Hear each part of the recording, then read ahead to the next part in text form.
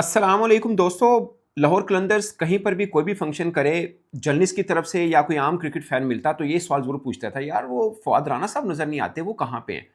तो बड़ी मुस्कुराहट के साथ राना ब्रदर्स जवाब दे देते थे, वो बिज़ी हैं, या कभी कह देते थे मजाक से कि उनका क्या लेना देना, ऐसे ही मतलब हंसी मजाक में, और सभी से मजाक ही समझते थे। मगर कभी किसी को अंदाज़ा भी नहीं हुआ कि अंदर कुछ और पक रहा है। और अब जो खबरें सामने आईं, जो चीज़ें सामने आई, वो मैं आपको डिटेल से इस वीडियो में बताऊँगा। ये भी बताऊँगा कि बड़े भाई फवाद राना साहब ने किस बुनियाद के ऊपर छोटे भाई समीर राना और आतिफ राना, दोनों जो छोटे भाई हों, उनके ऊपर फ्रॉड का या धोखाधड़ी का इल्ज़ाम किस बुनियाद के ऊपर लगाया, क्या वो चीज़ें थीं, किस मोड़ के ऊपर आकर इन भाइयों के दरमियान ये तनाज़ा शुरू हुआ, वो तनाज़ा की वजह क्या थी, सब कुछ मैं आपको इस वीडियो में बताऊँगा। और अब जो ट्रिब्यूनल ने फैसला किया है वो अब तक पहुंच ही गया है, वो उसके ऊपर भी मैं थोड़ी सी बात ज़रूर करूंगा।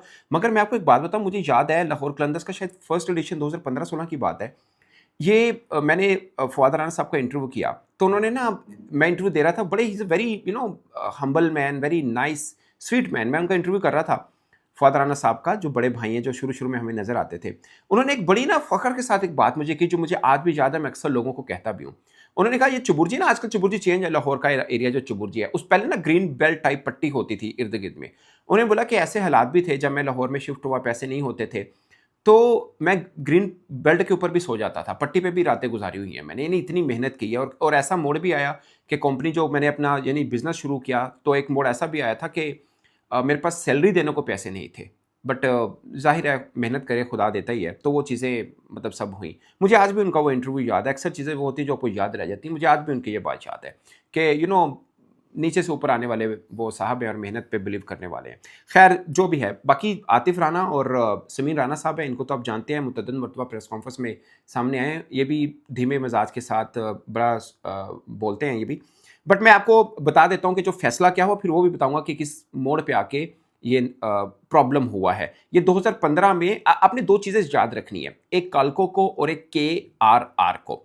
ये जो काल्को है, ये फवाद राना साहब जो बड़े भाई हैं, उनकी मतलब उनकी कंपनी है। और कौसर राना रिसोर्सेज, ये जो कंपनी है, ये आतिफ राना साहब की और समीर राना साहब की कंपनी। ये आपने याद रखना है कि दो छोटे भाई हैं, उनकी KRR है और वो जवाब दहिंदे हैं, रिस्पोंडेंट वो हैं। और जो क्लेम कर रहे हैं वो फवाद राना साहब हैं और उनकी कंपनी का नाम काल्को है। ये आपने क्योंकि मैं बार बार यही बोलूंगा तो आप कंफ्यूज ना होइएगा कि ये किसका है। काल्को मीन बड़े भाई, KRR मीन दोनों छोटे भाई की जो कंपनी है, इसको आप ज़हन में रखिएगा। फैसले में सालसी ट्राइब्यूनल के सरबराह रिटायर्ड जस्टिस मकबूल बाकर साहब ने पाकिस्तान सुपर लीग की फ्रेंचाइज लाहौर कलंदर की parent company Kausar Rana resources private limited की मौजूदा इंतजामिया के खिलाफ फैसला सुनाया है। ये डॉन अखबार में खबर छपी, मैं आपको ये भी थोड़ा पढ़ के बता देता हूँ। ट्राइब्यूनल ने करार पाया कि कतर लुब्रिकेंट्स कंपनी यानी काल्को, जो फवाद राना साहब जिनका ताल्लुक जहाँ से है, से अक्सरियती शेयर्स की मुंतकिली जो भाइयों आतिफ नईम राना और समीर नईम राना के हक में की गई, कानूनी तौर पर कलअदम है और इसके लिए कोई दुरुस्त इख्तियार मौजूद नहीं है। अब मैं आपको एक छोटी सी चीज़ बता दूँ ताकि कन्फ्यूजन ना रहे। काल्को ने यानी फवाद राना साहब की जो कंपनी है, पाकिस्तान क्रिकेट बोर्ड से लाहौर फ्रेंचाइज के हकूक हासिल किए थे। बाद अज़ां ये हकूक KRR यानी छोटे भाइयों की को मुंतकिल किए गए, जहां कंपनी के क्याम के वक्त काल्को के पास 51% शेयर्स थे। 51% शेयर्स फिर भी उस कंपनी के पास थे जो फवाद राना साहब की कंपनी है। समझ आ गई आपको? शेयर्स मुंतकिल जरूर किए गए, मतलब कंपनी के हकूक मुंतकिल किए गए, मगर 51% शेयर जो हैं वो KRR के पास थे। ये आप इसको दिमाग में रखिएगा, यानी अक्सरियत जो थे शेयर्स लाहौर कलंदर के, वो फवाद राना साहब के पास थे मुंतकिल करने के बाद भी। ये है। अब ये हुआ कि जो फैसला किया गया ट्राइब्यूनल की तरफ से, उसमें लिखा हुआ कि लाहौर कलंदर की पेरेंट कंपनी के शेयर्स की मुंतकली को कल अदम करार देते हुए छोटे राना भाइयों को हदायत की गई है कि वो या तो KRR में, यानी लाहौर कलंदर है लेकिन लाहौर कलंदर जिस कंपनी से खरीदी गई उसका नाम KRR है, ठीक है। कौसर जो मैं आपको बता रहा हूँ, कौसर राना जो कंपनी है, उस कंपनी का पूरा नाम मैं आपको बता ही देता हूँ, कौसर राना रिसोर्सेज, ठीक है ना। ये इस कंपनी का पूरा नाम है। उसमें यह कहा गया है, उनके KRR को यह कहा गया है, छोटे भाई को हिदायत दी गई है कि या तो वो KRR में 51% जो शेयर्स हैं वो वापस करें, या 2.96 अरब रुपए अदा करें। यानी या तो 51% जो शेयर्स थे काल्को के वो वापस उनको किए जाएं, या फिर 2.96 ऑलमोस्ट 3 अरब रुपए बनते हैं वो दिए जाएं। अच्छा, इसमें जो हुई थी ना, जरा हुई है اس بیچ میں ایک اور چیز سامنے آئی کہ جو KRR کے شیئرز کچھ بیچے گیا، چھوٹے بھائی نے بیچے، اور اس بارے بھی بڑے بھائی کو معلوم نہیں تھا. وہ بات آگے جا کے آپ کو پتہ چل جائے گی. اب جو مسئلہ شروع ہوا وہ 2018 اور 2020 میں ہونے والی 2 متنازع شیئرز کی منتقلی تھی. یہ شیئرز ٹرانسفر کیے گئے، وہ اصل میں وجہ بنی 2018 اور 2020 میں، جن کے بارے میں جو چھوٹے بھائی ہیں ان کا جواب دہندگان رسپونڈنٹ، ان کے 2 یعنی چھوٹے بھائی، ان کا یہ کہنا ہے کہ یہ متحدہ عرب امارات اور قطر کے درمیان جو جیو پولیٹیکل ٹینشن بنی تھی نا، اس وجہ سے یہ شیئرز منتقل کیے گئے تھے، کیونکہ وہ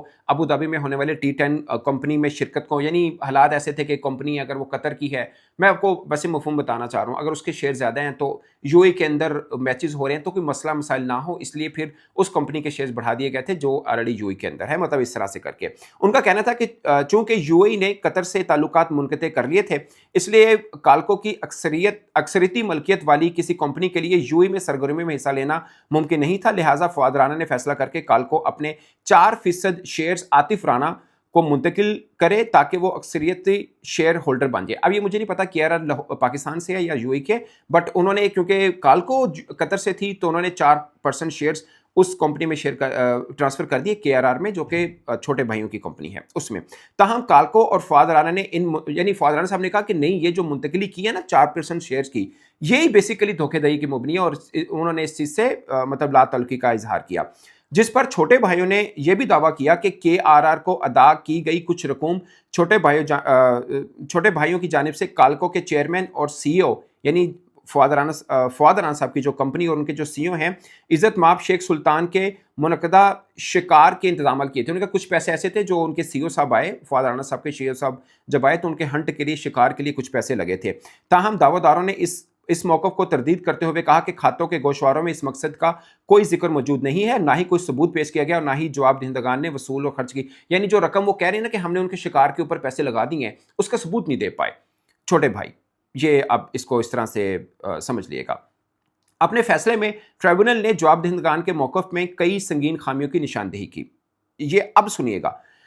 ٹرائبونل نے نوٹ کیا کہ فواد رانا نے سفری تاریخ اور پاسپورٹ کی نقول پیش کی، جس سے ثابت ہوتا ہے کہ وہ اس وقت پاکستان میں موجود نہیں تھے جب مبینہ طور پر متنازع ٹرانسفر ڈیڈز پر دستخط ہوئے. یعنی وہ جو ڈیڈز کے اوپر سائن ہوئے، فواد رانا صاحب کہہ رہے ہیں میں تو پاکستانی نہیں تھا، اور انہوں نے پاسپورٹ کے ساتھ ثبوت دیا کہ میں آلریڈی باہر تھا. نمبر 1. اب نمبر 2 پہ آئیں.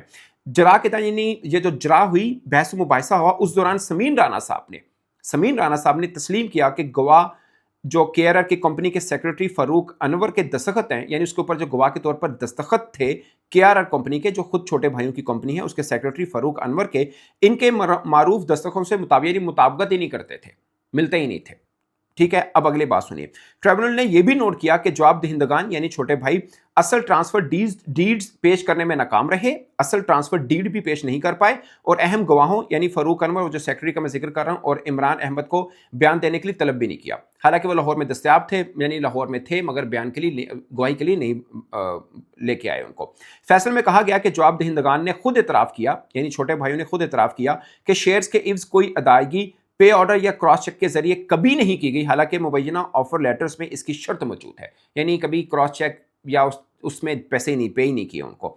کارروائی کے دوران ایک اہم انکشاف یہ بھی ہوا. اب اصل بات ہے، یہ غور سے سنیے گا.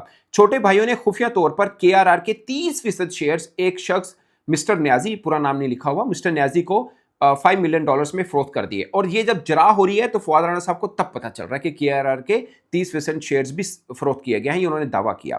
دعوے داروں کے مطابق اس فروخت کو کالکو اور ٹرائبونل دونوں سے چھپایا گیا، اور اس کا انکشاف جرا کے دوران ہوا. یہ آپ یہ دیکھ لیے گا. ٹھیک ہے. جسٹس باقر نے جواب دہندگان کے 50 ارب روپے کے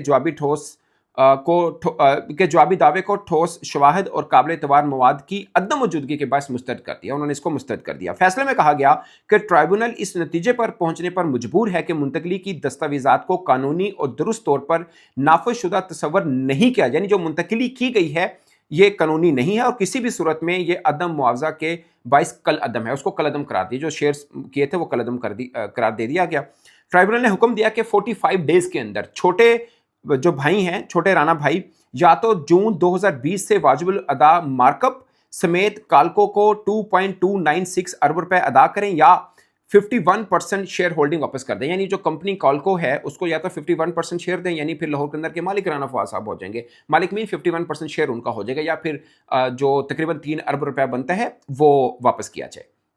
फैसले में मजीद कहा गया कि जवाबदहिंदगान के आर आर की जानिब से हासिल किए गए तमाम मुनाफा और $50 लाख की न्याजी डील से हासिल होने वाली रकम की मुकम्मल और दुरुस्त तफसीलात लाहौर हाई कोर्ट के कंपनी जज को फराम करेंगे। वो जो मैंने आपको बताया 30% शेयर बेचने वाला मामला था। तो ये दोस्तों पूरी की पूरी एक कहानी है जो कि बहुत से फैंस को हर्ट भी किया कि यार ये 3 भाइयों की तो मैं पहले एक बात बता दूं, ये उनकी अपनी निजी लाइफ के इशू हैं, चूंकि मीडिया की ज़ीनत बने और लाहौर कलंदर पीएसएल की एक फ्रेंचाइज है, बड़ी मशहूर फ्रेंचाइज है और बहुत बार पीएसएल को विन किया हुआ है, एक अच्छा नाम है। इन चीज़ों पे मैं नहीं जाना चाह रहा और उनका फैमिली इशू भी है, बट चूंकि मीडिया की ज़ीनत बनी और एक बड़े भाई जिनको सबसे पहले पहचानते थे और आज वो सामने नहीं भी आते तब भी उनको लोग याद रखते हैं, उनकी तरफ से ये सब कुछ दावा किया गया और सब चीज़ें हुई हैं, तो इसलिए मैंने भी इसके ऊपर वीडियो किया। अदरवाइज मैं लोगों की पर्सनल लाइफ के ऊपर नहीं करता। अब चूंकि बहुत से लोग इसके ऊपर पूछना भी चाह रहे थे कि लाहौर कलंदर का असल में मुद्दा क्या है, मसला क्या है, ये भाइयों वाला अचानक कैसे चीज़ें सामने आ गई हैं। सो मेरे लिए बड़ा सरप्राइजिंग था, यकीन मानिए, क्योंकि अक्सर पूछते थे लोग कि यार सर वो बड़े भाई नज़र नहीं आ रहे हैं, वो उनको हमने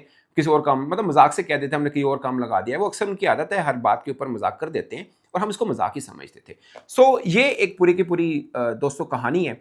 आई होप कि मैं एमिकेबली हल हो जाए, अच्छे तरीके से हो जाए, क्योंकि राना फवाद साहब को सब लोग देखना भी चाहते हैं कि यार जब मैचेस होते हैं कलंदर्स के, उनके एक्सप्रेशन बड़े मज़ेदार किस्म के होते हैं, लोग बड़े इमोशनली जुड़, असल में लाहौर कलंदर्स के साथ जब फ़ैन जुड़ना शुरू हुए थे तो उसका काफ़ी हद तक राना फवाद साहब थे, अगरचे बाद में दोनों भाइयों ने भी अच्छा चलाया, मैं ये नहीं कह रहा कि उन्होंने बुरा चलाया। सर ये सूरत हाल है दोस्तों, इसके ऊपर मैं बहुत ज़्यादा कमेंट नहीं करना चाह रहा, अपनी ज़ाती राय नहीं देना चाह रहा, क्योंकि एक फैमिली इशू है, बट जो चीज़ थी वो मैंने आपको सारी पढ़ के बता दी और पाकिस्तान के एक बड़े अखबार डॉन अखबार ने इसके ऊपर जो लिखा वो भी मैंने आपको बताया। आप अपनी राय कमेंट के सूरत में जरूर बताइएगा। मेरी तरफ से इतना ही, इजाज़त दीजिए, अल्लाह हाफिज़।